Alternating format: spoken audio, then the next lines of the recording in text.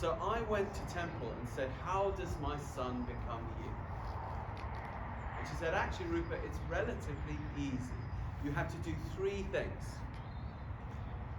These things are: follow the child, which I'll talk to you about in a moment. Do it outside, if you can, and let them move. And I said, okay, talk to me about follow the child. What do you mean by follow the child? She said, actually, that is also 3 things. You've got to follow them physically, because you've got to be in a place where you can observe them. Because they're not going to say, I want to go and play with the bit of paper, please. They're just going to go and do it. They're going to do it with their body. So you need to be present to observe what they get into, to follow that. Okay, I said, well, that makes sense. And then she said, you've got to follow them emotionally. And I said, what do you mean by that exactly? And she said, well, Rupert, you probably have noticed that there are meltdowns that happen out of the blue. But if you are there following them physically, you'll start to see patterns. And the patterns you'll generally see are sensory.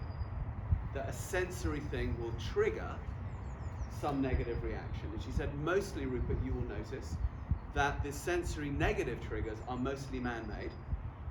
There's some classic ones like fluorescent strip lights, industrial noise, echo in a room, sound of a humming air conditioner or loud fridge or something like that. Certain smells.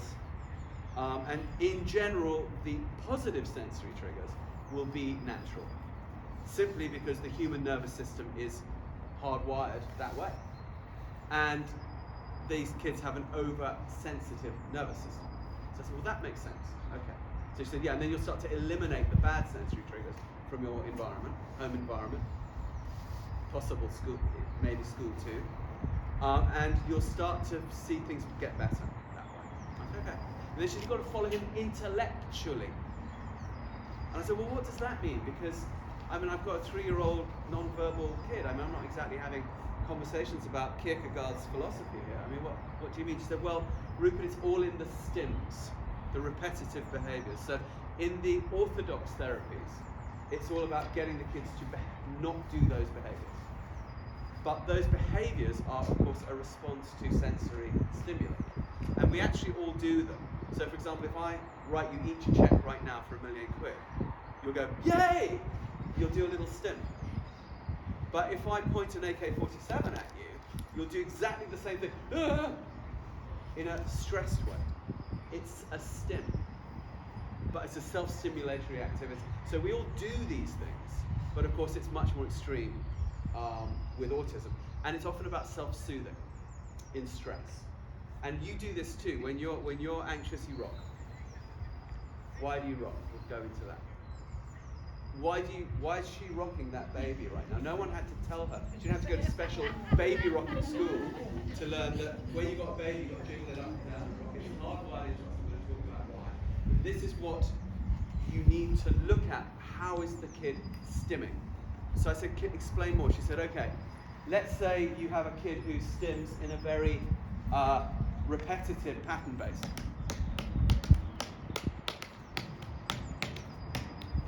So that's usually a math science brain. And she said, if it's more randomized and sort of exploratory, you're dealing with an arts storytelling kind of brain. And I thought, that's really interesting. Only an autistic person would be able to give you that sort of inside information. That's really good. And I said, what about the doing it outside? Well, she said, well, that's because of the fewer negative sensory triggers. I said, well, that makes sense. And then tell me about the movement. She said, well, most people are in fact primarily kinesthetic or kinetic learners. We all learn better while doing. You know, if we're going to learn Charlotte's thing, it's better to do that while we're actually doing it with her at our shoulder than if we just try and sit and watch a video to do it. It's going to work better because we're monkeys that work that way.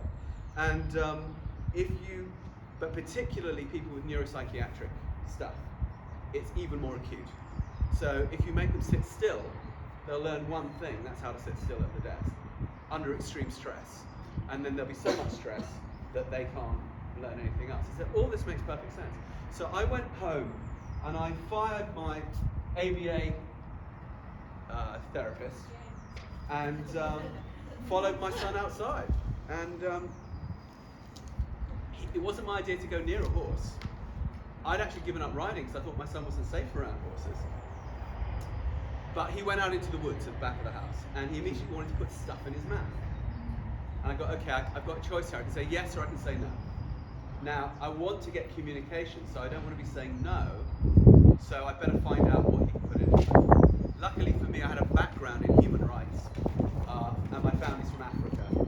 So I spent a lot of time living with hunting and gathering tribes, and I know that in pretty much any environment on planet Earth, between 60 and 80% of what you see is edible. So I thought I'll learn the 10 most obvious.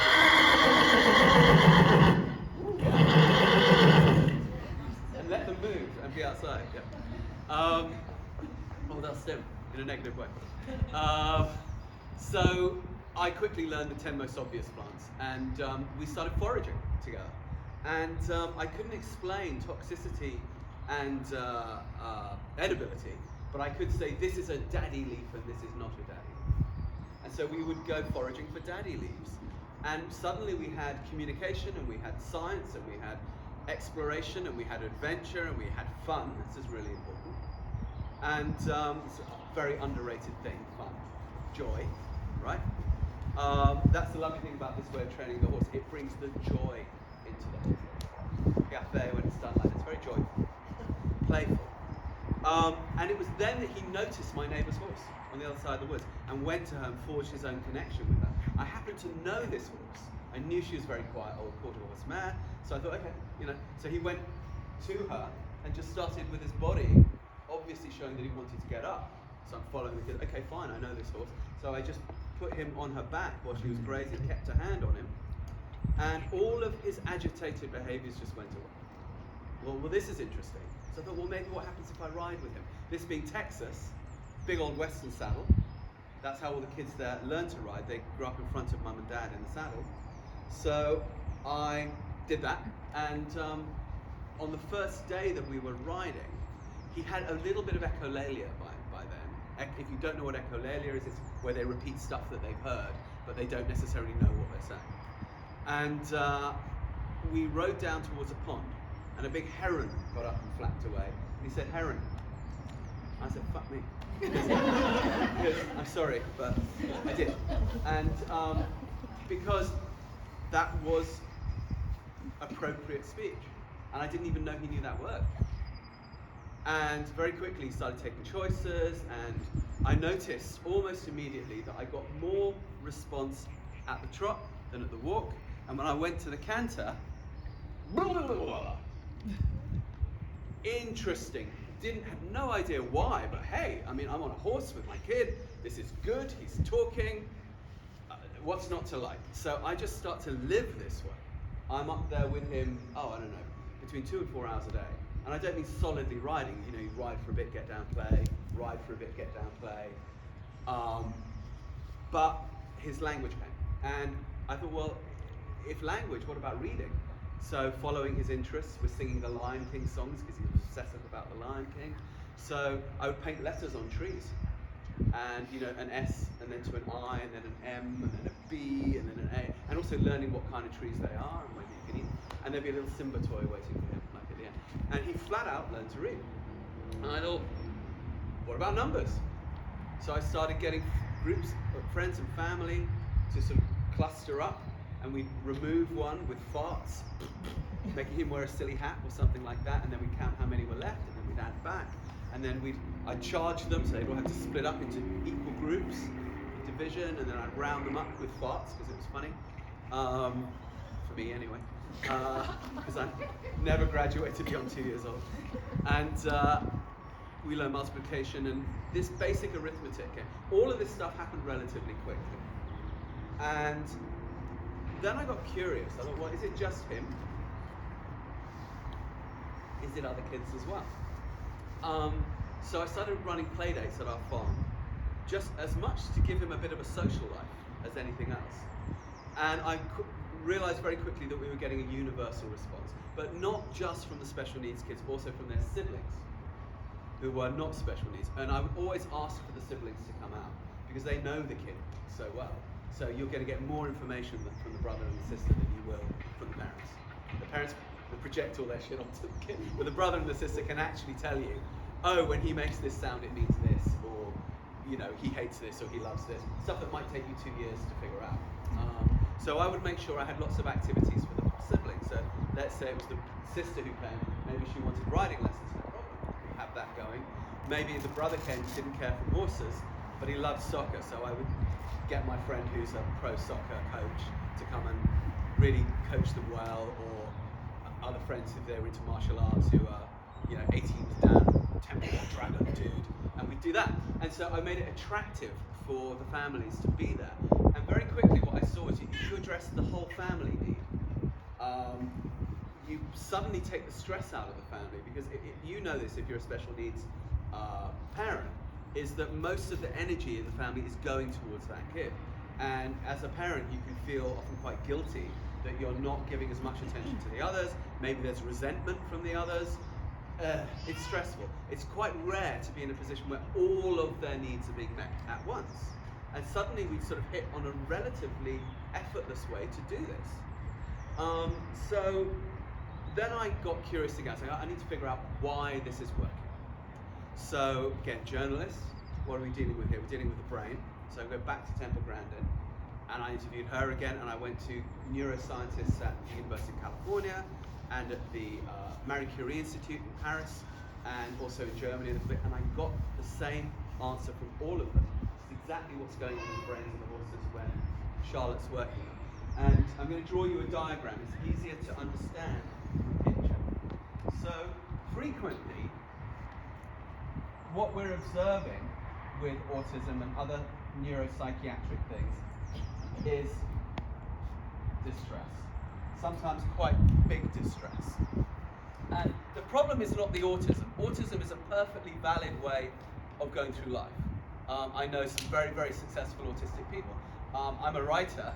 I've even had 2 bestsellers, but I haven't had them like Temple Grandin has, and she's way autistic. So imagine if I went into her office and said, oh, I'm going to give you therapy to stop you being autistic. She'd be like, well, why? It's perfectly, I'm successful with my autism. So the problem is not the autism. But what we don't want to have is human unhappiness, because that does get in the way of life.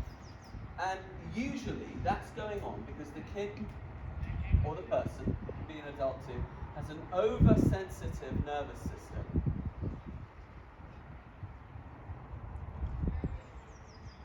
And we don't know why, but we do know that that is the case. Oversensitive nervous system, and this is constantly triggering the part of the brain which governs fight, flight, and freeze, and that is called the amygdala, and it's your reptilian brain. It keeps you alive. What it does is it makes your body produce a hormone called cortisol. cortisol, cortisol. And cortisol is like a pair of scissors. You've got 2 main parts of your brain, a back bit and a front bit. I'm just going to borrow your brain for a second. If you look in this back part of her brain, it's all ticking along quite nicely. It's regulating her body temperature, her digestion, all the stuff she actually needs to stay alive that she's not aware of. This part of the brain in the front is saying, well, I wonder what's for lunch, right? In between, there's connectors. What the cortisol does is, like a pair of scissors, it momentarily cuts the connection. It's a neurotoxin. It kills the brain cells in that moment that are connecting, so that you act, you don't think. So that when an elephant explodes up out of the floor here and goes running through you, you don't keep listening to boring old hippie talking about boring stuff. You dive out of the way, and only when the elephant has gone through the fence and disappeared do you resume listening to boring old hippie. So you have no choice in that. That's what the cortisol does. It keeps you alive. The problem is if you're producing it all the time, you can't learn anything. That's why it's not a good idea to make long-term financial plans with your spouse in the middle of an argument, because you're full of cortisol and you're not likely to make a good decision. Wait till you cool down. Okay, so what happens is these people end up, because they're in environments that are constantly triggering these this oversensitive nervous system, that is then in turn constantly triggering this overactive amygdala, constantly producing too much cortisol. They end up in a vicious cycle. And if they're in a school that is has all these bad sensory triggers and then perhaps threatening triggers as well, you've got to be a bit of an arsehole-free zone when you're working with this type of special needs, because anything that can be interpreted as a threat is just going to trigger which just means if you're a bit grumpy even. So this is what we generally see. So the question is, how do we break out of this? It's really interesting. The key is not in the brain. Just like the key to the horse's back and hind quarters is not the hindquarters. The way to engage the hindquarters is to unlock the jaw. When you unlock the jaw, you relax the horse and he can actually access. If you can't really, no matter how much you kick him, you're not gonna. He might go faster, but he's not going to engage. All right. So it's a bit the same. The answer is in your booty. Okay, you've all got one. In my case, generous, a bit more than one. If you rock your hips in rhythm, it feels good. That's why you all ride horses. That's why you like to ride horses. That's why it's addictive to ride horses. And that's why it's particularly addictive to ride horses in that collective way. It just flat out feels amazing. It's the byproduct of that. It's not why it was invented, but it sure as hell feels good. So every time, when you give people their first taste of piaffe up there or passage, they don't come off going, yeah, that's all right. They're all like, oh my God, I need a cigarette. You know, it's ecstatic, all right? And the reason it's ecstatic is because it causes your body to produce another hormone that is the antidote hormone to the cortisol. And that is called oxytocin. So, of course, when I've got my kid on a horse nicely trained, well, what's happening is that the hips are being rocked in rhythm over a prolonged period of time. And I am flooding this kid with not just the feel-good hormone, but it's the hormone of communication. It makes you communicate. And why does it do that? It's tied up with our reproductive system. So we are super brain monkeys, and our brains are so big in relation to our body size that the human birth canal has not evolved to be wide enough to birth anything other than an embryo. So, and we don't have fur, we don't have claws, we don't have big teeth. So we fire out these embryos into the hunting and gathering context with everything that wants to eat your baby. And if one of the parents, it takes 20 years before they can really hold their own.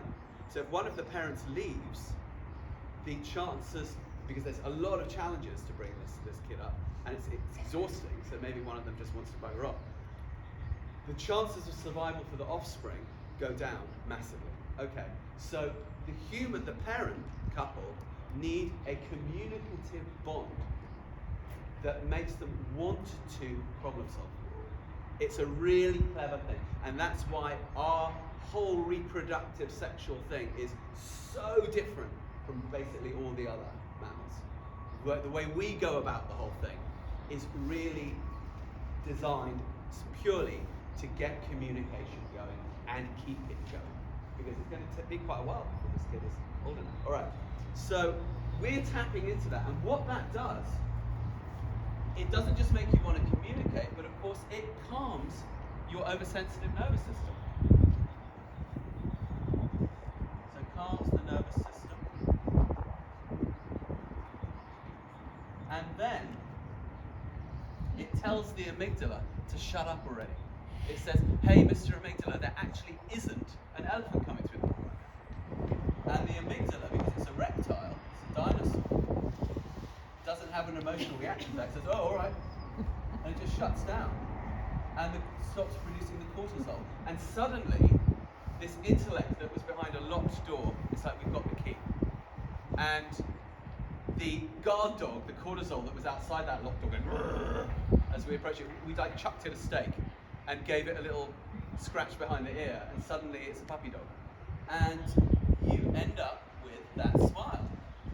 But there's more. And this is what I was talking about about this BDNF thing. I'm going to write it down. BDNF stands for, the B is brain, the D is derived, meaning produced by, the N is neuro, brain cells, trophic, growing of brain cells, factor, effect, basically the brain producing more of its own brain cells. And it's a bit like, I've got a little computer in this cell phone. If I ride all day and hike all day, imagine that it got stronger, the hard drive in there got bigger and bigger. And then maybe I go dancing at night and it keeps getting bigger. But then as soon as I go to bed and put it on the nightstand, it goes back to its original capacity. That's basically your brain. And that's why you want to keep moving. There's a parallel with dementia. You should not put old people in old people parking because their brains die. You should not have kids too much on screens.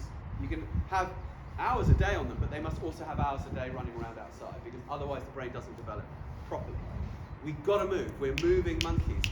And we need this brain-derived neurotrophic factor. Okay, so we basically grow them a new brain. And among these neurons that we're growing with the BDNF are a set of brain cells with a funny name. And they're produced in your cerebellum, at the base of your head. And they're called Purkinje cells. It sounds like a Pokemon character, Purkinje cells. But Purkinje was a Czech scientist in the 19th century. He found them, he discovered them. And the Purkinje cells in your brain are the things that create the good connections between the different parts of your brain. So you don't over-specialize in one area and under-specialize in another. But crucially, they also govern motor skills and social skills, both of which are a challenge with quite a lot, certainly with autism, but with other things too. We don't know why, but adult autopsies on adult autists have frequently shown a deficit of Purkinje cells. Even, and this is crazy, it's a mystery as to why, we may know in 20 years, a sort of self-pruning system of almost as they are produced. It's almost like an over-active immune system that attacks itself, attacks the own body. And so if you really target the BDNF in people that might have this going on, you suddenly see normalization of brain. And that's when you get really amazing stuff happen in front of your eyes. And then there's also anytime you're balancing, you're activating your vestibular system, which is in your inner ear. And that has to do with attention. The vestibular system has to do with attention and therefore long-term learning. So if you learn something while balancing, it's going to stay in your brain. That's why you should teach kids at playgrounds, because you're going to get BDNF, and you're going to get long-term learning, and you're going to get oxytocin. And suddenly you've got the kid or the person, it can be an adult as well, in a positive cycle. And you have strategies for what to do if you hit the negative cycle. So that's why what we do works. Now, you don't need a horse for this. So when I realized this, I thought, oh my gosh, we could just reproduce this on my shoulders, on a trampoline, a climbing gym on the wall of my house, ropes swinging from the ceiling of my living room.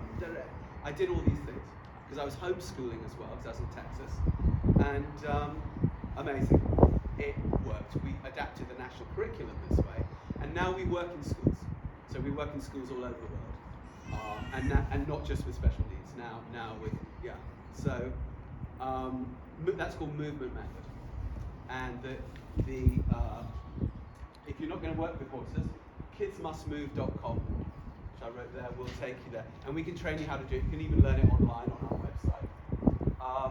But you are going to get a really nice effect with a horse, because a horse can go for like an hour giving you this oxytocin effect. There's not really anything else that can do that. And so if you happen to be in the hood of somebody like Alex, who can provide this service for you, so much the better. But it's not going to replace what you do at home. You've got to make it a 24/7 culture.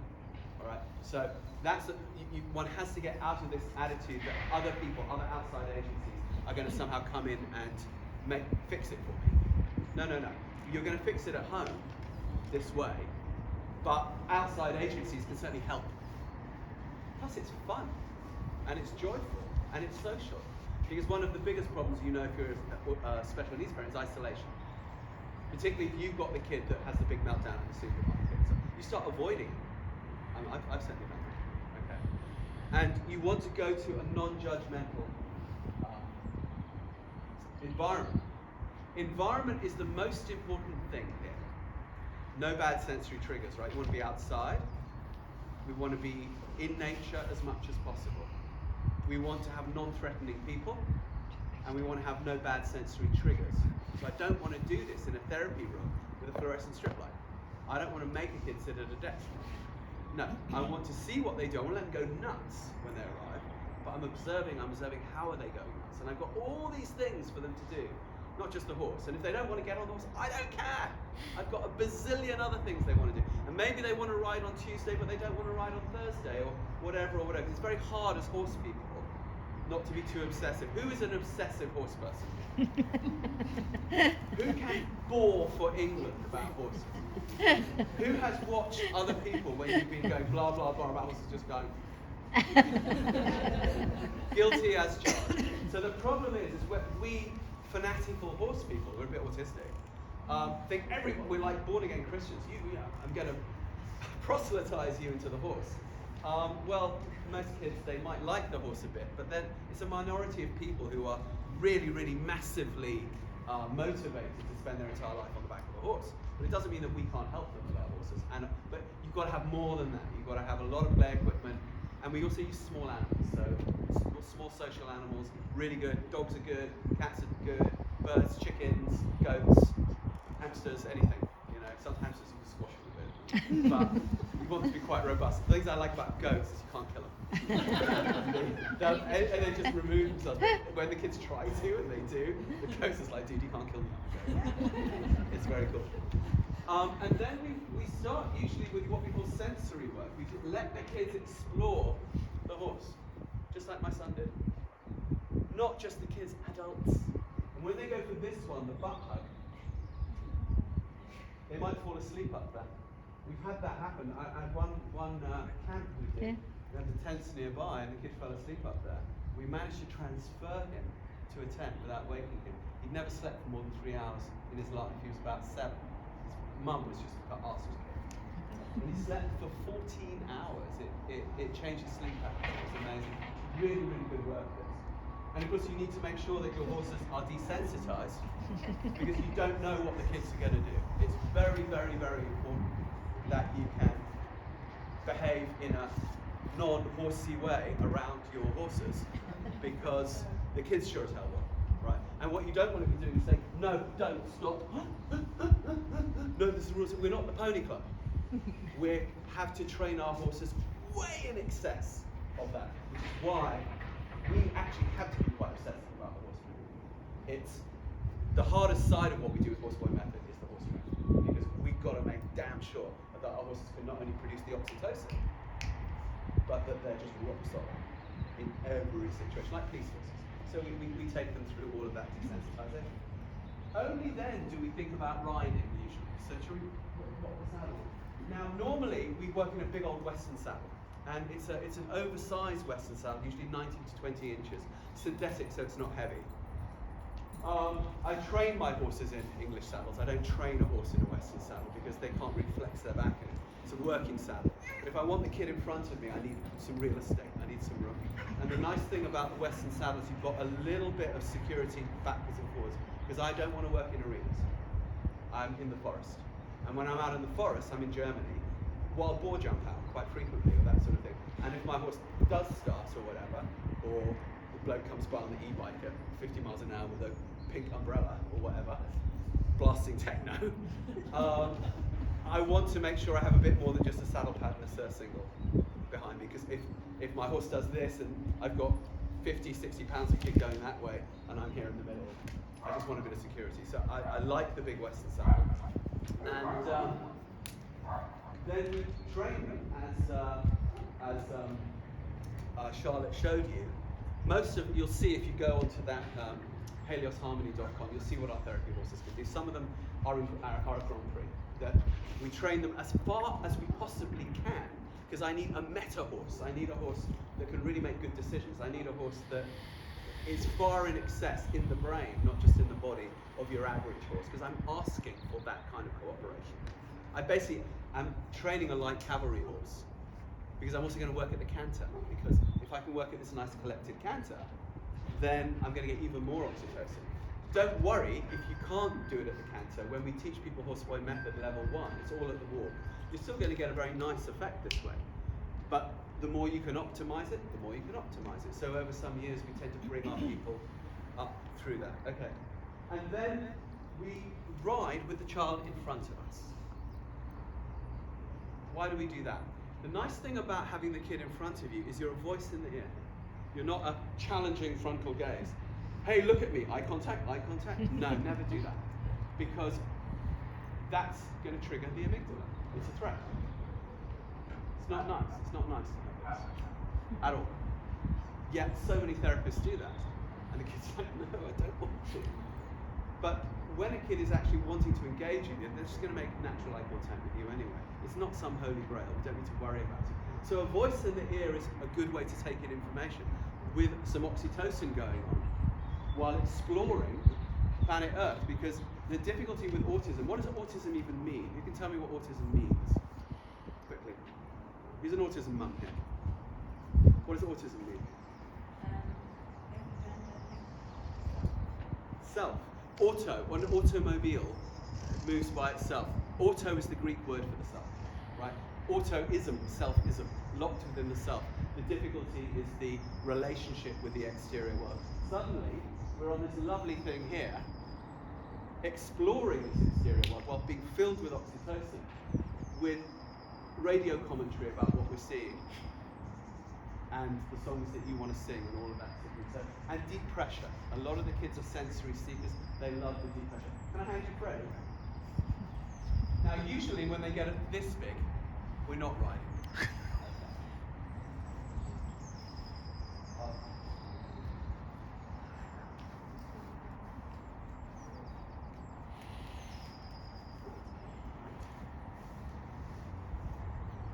When we're riding with our kid like this, we want to be like the radio.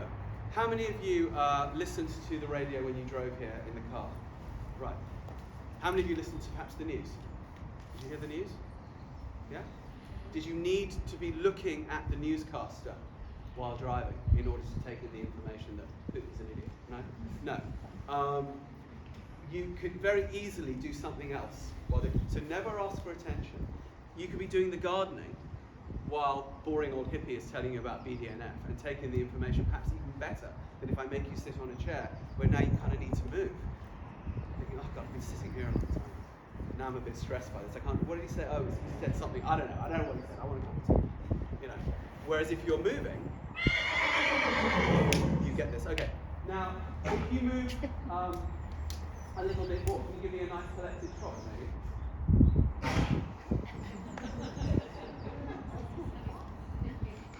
I can begin to play games. You want to play rule-based games if you want to build the brain. All brain building is done through gameplay. But people on the spectrum often have a lot of problem with the understanding of rule-based games. So the nice thing about a horse is it carries you through the game. So the first game that all children in fact play is tag. It's the infinite loop, there's no winner, no loser.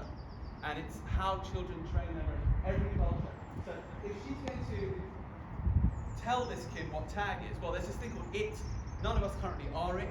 If I arbitrarily, for some reason that I can't explain, decide that I am it, you are not it. If I touch you, you become, how you go? But I can walk up to her, go, you're it, and run away. You go, oh no, Alex is it. Oh no, she's going to do it. She goes, evil Godzilla comes after me. Oh no, maybe if I fart, I can keep her away. Oh no, she's immune. And she got me. I'm it again. What do we say about people needing to move? You're it. You're it. Go on. Oh no, she's it. Oh. I'm it. You're it. Oh, Erica, cheat. Who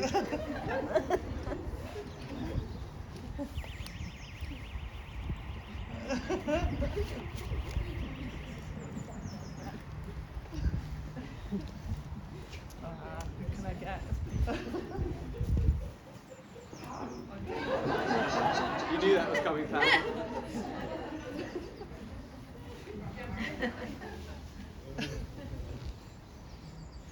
And in the meantime, the child is getting commentary from Alex going, oh no, now Martin's it. Oh, we better stay away from him, etc.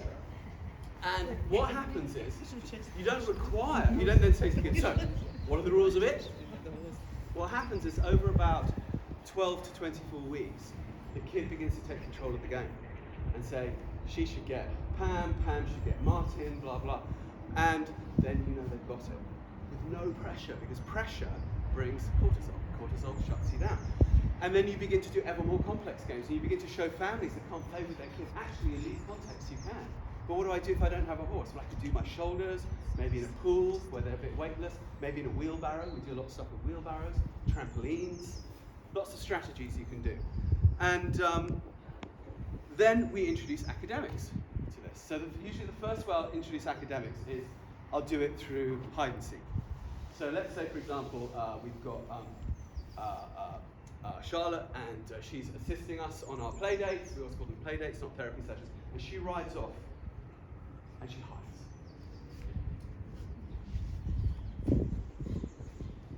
Perfect. And we say, where did Charlotte go? Where did Charlotte go? I don't know. Maybe she went home. Well, where's home? Well, it's Sweden, actually. Well, kind of Cheshire as well. But, okay, well, what's Sweden? Well, Sweden's a country. Well, what's a country? Oh, well, that's interesting. A country is an area where a whole bunch of people, for whatever reason, sort of decide that they are the same culture, follow the same laws, and that's what we're in a country that we can't decide what we are. We call ourselves the United Kingdom. Sometimes we call ourselves England, but sometimes we call ourselves Britain. But we're this sort of triangle sitting out in an ocean, right here, and then there's this continent, which is big landmass, lots of countries over here called Europe, and up at the top of Europe, way up there, where the Eskimos are, is Scandinavia and Sweden. It's actually a long way. We'd have to ride there. Well, it would take us about a month to get there. We'd have to get across the ocean as well. And then when we're there, let's say we get there, and okay, where are you? And she still doesn't answer. Oh yeah, because they don't speak English there. They speak Swedish. Oh, yeah, there's different languages. So where are you in Swedish? Var är du någonstans? Var är du någonstans? Var är du någonstans? But she still doesn't answer. Okay. Well, we can't see her, we can't hear her, we can't touch her, we can't taste her. Can we smell her? We don't. So what's scent? Scent is sweat and shit particles on the ground. So if she was to have dropped some of those on the way, maybe farting as she goes, it might be helpful to know what she ate. What do they eat in Sweden? They eat like a lot of fish. And a lot of like kind of manky old smelly fish. And they really like that manky old smelly fish. It's a manky old smelly cheese as well. And then they wash it down with a lot of beer. So then they're farting away. Why are they farting? Because when you put this beer into your, it's very bubbly, it's carbonated, it's got these bubbles, and that reacts with your stomach acids, which are the things that are breaking your food down and turning it into food. And that causes you to do a fart that smells a little bit like what you ate. Oh, but by the way, why do farts smell? Does anyone know why farts smell? Apart from mine smell of roses. Why do farts smell? Why do farts smell? Well, what is a fart? Is it a solid, a gas, or a liquid? Sometimes it's 3. That's a shock. What is it? It's gas, right? It's like the air that we breathe, right? It's not solid like that tree, and it's not like water. Okay, but what gas is a fart? What's it made of? Methane. Does methane have an odour? No, it doesn't. It's an odourless gas. That's why the gas board has to put that odour in it so that you can detect a leak. It's an odourless gas. So if we're farting an odourless gas, why do our farts smell? Because inside our gut, we have these little buggers, these little animals, these little plants that eat what we eat and poo it out as they turn our food into nutrients for us. And they poo on our poo. And what they poo out is nitrogen and sulfur, so the eggy thing. So that's why farts smell. So if I do a fart and you say, Rupert, that's gross, it wasn't me. It's those little buggers in there. And then, of course, like, finding that you fart loudly. And we found it. Okay. That was academics. I just introduced geography. I introduced distance. I introduced time. I introduced languages. I introduced cuisine. I introduced physics, chemistry, and math. And the gut biome, and everything can be taught through poo. It goes in, it goes down, and then it goes up and round. Hydraulics, that's all physics. Then something happens in there, that's chemistry. And then something goes out as a waste product, and something stays in that helps you out, that's biology. So you start rolling it in like this in a way that the kids never really know you're teaching them, but at a certain point we then adapt the whole national curriculum to this. And we do this without horses in schools, or movement method, but we also do it obviously in these playdates. So our idea is that we're going to prepare this, we're going to get this person out of this vicious cycle, put him into this positive cycle, get the brain all fired up, and then start putting in information. And what happens is, after a while, you get good at this, you get a knack for it, and you follow your own interests too. You know, if you're interested in birds, if you're interested in sailing, if you're interested in computers, doesn't matter, but you'll find a way to roll it in. And the kids are like mega into video games. We do a bunch of treasure hunts through the woods or across the fields based around their favorite Minecraft characters. So we'll find a way to bring their love of their computer and their devices and their games and all that stuff into what we do. And we'll never tell them, oh, you've got to put the cell phone down now, you've got to put the tablet down now. No, bring it, absolutely bring it on the horse. But you're going to have so much fun after a while, you'll probably forget. Hand it off to mum. It's really interesting. And you work outside spring, summer, fall. If it's wet, we're all about mud. And we just, appropriately dress. If it's hot, we're all about the sprinkler. We can go in the shade. We can go get warm. We might make a fire in the winter. And little by little, we get success. When the kid gets too big to share the saddle with us, we either work in hand, at the shoulder, with the horse like this. We never lead, we never pull them. If you pull them, you kill that rhythm. The weight goes onto the shoulders, right? You can let them relax a bit if you're out on the trail and they can just have a long rein, but you want to be bringing the horse back into that nice rhythm for the oxytocin as much as you can. Or we use long reins. And the nice thing about that, with the big Western saddle, is we can put mum and kid up there together. Because maybe the kid doesn't know me, doesn't trust me, but mum comes, maybe mum doesn't know anything about horses, doesn't matter, we've prepared our horses very well. So we can put her up there, have someone at the shoulder or in the long reins, give them both the oxytocin, they're cuddling up there, she's doing all the therapy work up there, we're just providing the environment of the horse for her to do that with. So we have another program called Athena, which is doing this with veterans with PTSD. We found that, does anyone here run a therapeutic riding program? You used to. One of the things, who runs a commercial riding program at all? Does anyone ride any sort of commercial riding program? We do, because we also teach dressage. What you always battle with is enough time to lunge your horse and enough time to work your horse in hand. You're so busy giving lessons, you're so busy that you're always a bit, oh shit, I haven't got enough time to work my horse's top line. This way, the clients learn to do it. So we get the young adult autists, the people with PTSD, etc., to do the training that Charlotte, you can teach people to do it very easily. And then suddenly they're training the horses that then go to serve the other clients. So not only does your horse's well-being get looked after, but you serve 2 sets of clients at the same time, and there's no time conflict anymore. So it's interesting. So that's us. That's what we do, and that's what this lovely genius person up there does. And she is a lovely genius person. I've been observing Alex over a few years now, and we train people all over the world. So Horse Boys in about 30 countries. We probably serve about 200,000 families a week through the people that we've trained across the world. Movement method and horsepower method. But there are certain people who stand out that we train, who really go on and nail it and do it really well. She is one of them.